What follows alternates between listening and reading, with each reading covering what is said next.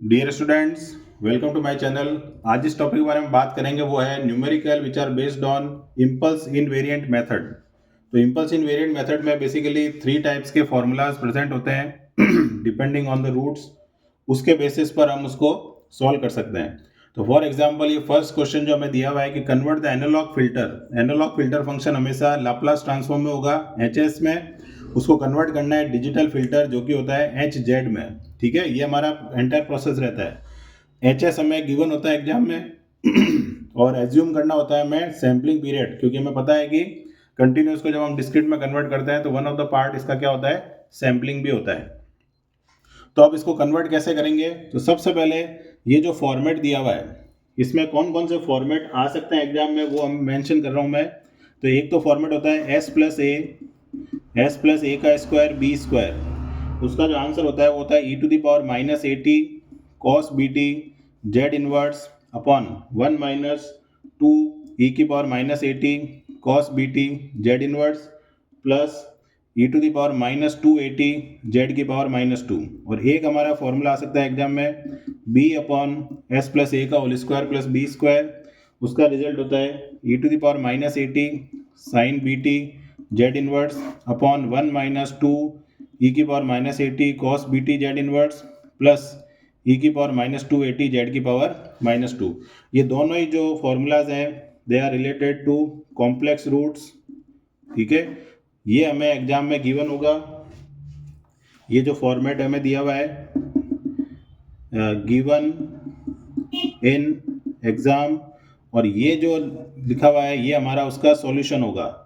ये हमें इस तरह से उसको सॉल्व करना है। तो अब अगर मैं पूछता हूँ कि भाई इन दोनों में से कौन सा फॉर्मेट है, तो हमें क्लियरली नजर आ रहा है कि ये वाला फॉर्मेट हमें गिवन है।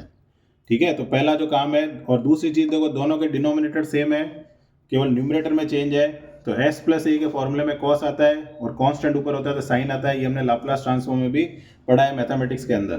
तो अब इसको सॉल्व कैसे करना है वो देखते हैं। तो सबसे पहले हम क्या करेंगे, इसको कंपेयर करेंगे। तो कंपेयर अगर मैं करता हूँ तो मैं देख सकता हूँ कि a की वैल्यू कितनी है, 0.2 है, और b स्क्वायर बराबर 9 है। तो ऑब्वियस है b की वैल्यू कितनी आ गई, 3 आ गई। तो पहला काम हमारा क्या होगा, आइडेंटिफाई करना कौन सा फॉर्मूला है।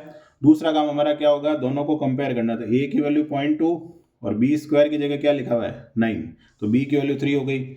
अब हमें केवल पुट करना है इन रिजल्ट में।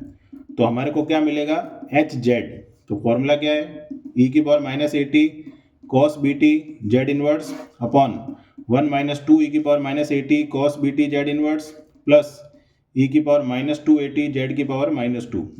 अब t यहाँ पर जो है वो 1 सेकेंड रखना है, a की वैल्यू रखनी है 0.2 और b की जगह रखना है 3। तो एच जेड इक्वल टू क्या होगा, 1 - e की पावर 0.2 × 1 cos, ब्रैकेट में लिख रहा हूँ मैं, 3 × 1 जेड इनवर्स अपॉन 1 - 2 e की पावर 0.2 × 1 cos 3 × 1 प्लस e की पावर -2 0.2 × 1 और z की पावर -2।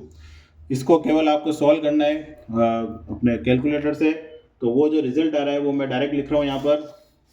तो वैल्यू जो आ रही है वो आ रही है 1 - 0.8187 जो कि e की पावर -2 की वैल्यू आ रही है, और cos की वैल्यू जो आ रही है वो आ रही है -0.99 multiplied by Z inverse upon 1 - 2 multiply में वापस 0.8187 multiplied by -0.99 Z inverse plus 0.6703 Z की पावर -2। अब इन दोनों को मल्टीप्लाई कर देना तो एच जेड का फाइनल रिजल्ट आ जाएगा 1 + 0.8105 Z inverse upon 1 + 1.62 10 Z inverse plus 0.6703 Z की पावर -2। तो इस तरह से एच एस से हमने क्या फाइंड कर लिया, H Z with the help of formula. Next type का जो क्वेश्चन बन सकता है एग्जाम में वो बन सकता है हमारे रियल रूट्स पर। तो जैसे ये क्वेश्चन हमें दिया हुआ है, ये रियल रूट्स का क्वेश्चन है जिसमें हमें क्लियरली नजर आ रहा है कि दो फैक्टर हमें गिवन है और हमें उसको कन्वर्ट करना है एच जेड के अंदर। ठीक है, तो रियल रूट्स के लिए क्या होगा वो हम देखते हैं। तो रियल रूट्स का अगर क्वेश्चन आता है तो उस केस में जो फॉर्मूला हमें यूटिलाइज करना है that is 1/s - pi that will be converted into 1 - e की पावर pit जेड की पावर -1। ये हमारा कन्वर्जन का फॉर्मूला होना चाहिए जब हम कन्वर्ट करेंगे इसको अपने कैलकुलेशन में। तो ये जो रिजल्ट है ये हमने पहले भी डिस्कस किया हुआ है कि जो हमारा फॉर्मूला आएगा वो हमने डेरिवेशन में भी लेके आए थे क्लियरली, ठीक है। तो अब इसको कैसे कन्वर्ट करना है ये हम देखते हैं। तो सबसे पहले हम यहाँ पर जो दो फैक्टर गिवन है तो हम यहाँ देख सकते हैं कि यहाँ पर एक ही फैक्टर के बारे में बात कर रखी है, मतलब ये एक ही फैक्टर है, लेकिन यहाँ कितने हैं, दो है। तो आपको क्या करना पड़ेगा, दोनों फैक्टर को सेपरेट। तो उसके लिए क्या अप्लाई करेंगे, पहले पार्शियल फ्रैक्शन। तो पार्शियल फ्रैक्शन अप्लाई करने के लिए दोनों रूट जो है वो रियल है, तो क्या लिख देना, a/s+1 b/s+2। एलसीएम लेंगे तो क्या आएगा, s+1 s+2, तो a के साथ कौन आ जाएगा, s+2, b के साथ कौन आ जाएगा, s+1, और इधर HS चल ही रहा है, ठीक है। HS की वैल्यू लिख देंगे अब 1/s+1 s+2 a s+2 b s+1 upon s+1 और s+2। तो डिनोमिनेटर क्या हो जाएंगे, आपस में कैंसिल आउट। तो as plus bs plus 2a plus b is equal to 1।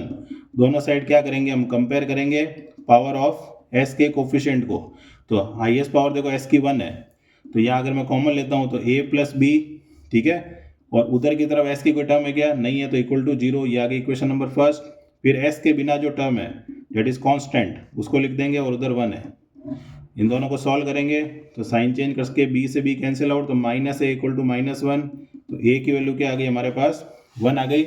इसी तरह से a की वैल्यू अगर मैं 1 पुट करता हूँ, put a equal to 1 in a plus b equal to 0, तो b की वैल्यू क्या आ जाएगी, -1। तो HS जो हमारे पास फंक्शन था वो क्या था, a/s+1 b/s+2। तो वो हमें वो इस तरह से नजर आएगा, 1/s+1 और 1/s+2। तो ये कन्वर्जन हमने कर दिया है हमारे पीक पॉइंट के लिए कि भाई हमें कन्वर्ट कैसे करना था और रिजल्ट कैसे आएगा, क्लियर। अब जो बात आती है कि हमें आगे फर्दर कैसे प्रोसेस करना है, तो उसके लिए हम अब क्या करेंगे, हमारे फॉर्मूले से उसको कंपेयर करेंगे। तो नेक्स्ट पार्ट आएगा इसका, वो क्या आएगा हमारे पास कि हमें कन्वर्ट कैसे करना है, ठीक है। तो HS हमारे पास क्या आया था, HS आया था 1/s+1 - 1/s+2। अब मैं इसको कंपेयर करूंगा क्योंकि हमारा जो फॉर्मूला था उसके साथ, तो जो रिजल्ट आना चाहिए हमारा वो आना चाहिए HZ equal to 1/1 - e⁻p(it) z inverse -1/1 - p1t लिख देता हूँ क्योंकि दो पोल है यहाँ पर, और p2t z इनवर्स। तो मुझे p1 और p2 की वैल्यू फाइंड करनी है बाय कंपेयरिंग। तो हमारा जो फॉर्मूला है उसमें देखो ये ऐसे है 1/s - pi है, तो मैं इसको लिख देता हूँ 1/s - p1 equal to 1/s+1। तो -p1 इक्वल टू 1, तो p1 की वैल्यू क्या आ गई, -1। सिमिलरली 1/s - p2 जो सेकंड पोल है वो क्या है 1/s+2। तो हमारे पास क्या मिलेगा, p2 की वैल्यू -2। तो p1 p2 हम यहाँ रख सकते हैं। तो HZ इक्वल टू क्या आ जाएगा 1/1 - e⁻ p1 की वैल्यू क्या है 1, और t की वैल्यू भी 1 एज्यूम कर रहे हैं हम, -1 - e⁻², t की वैल्यू 1 और z इनवर्स। तो फाइनल रिजल्ट क्या आ गया, e⁻−1 z इनवर्स और e⁻−2 z इनवर्स। अब हम इसको सॉल्व कर सकते हैं कैलकुलेटर की हेल्प से, और जो फाइनल आंसर मैं लिख रहा हूँ यहाँ पर 2.326 z inverse upon 1 - 0.532 z inverse plus 0.0498 z की पावर -2। इसमें आप इसको सॉल्व करके एलसीएम लेके सॉल्व कर सकते हैं और इस तरह से हम आंसर फाइंड कर सकते हैं। तो मिलते हैं नेक्स्ट वीडियो में, टिल देन गुड बाय।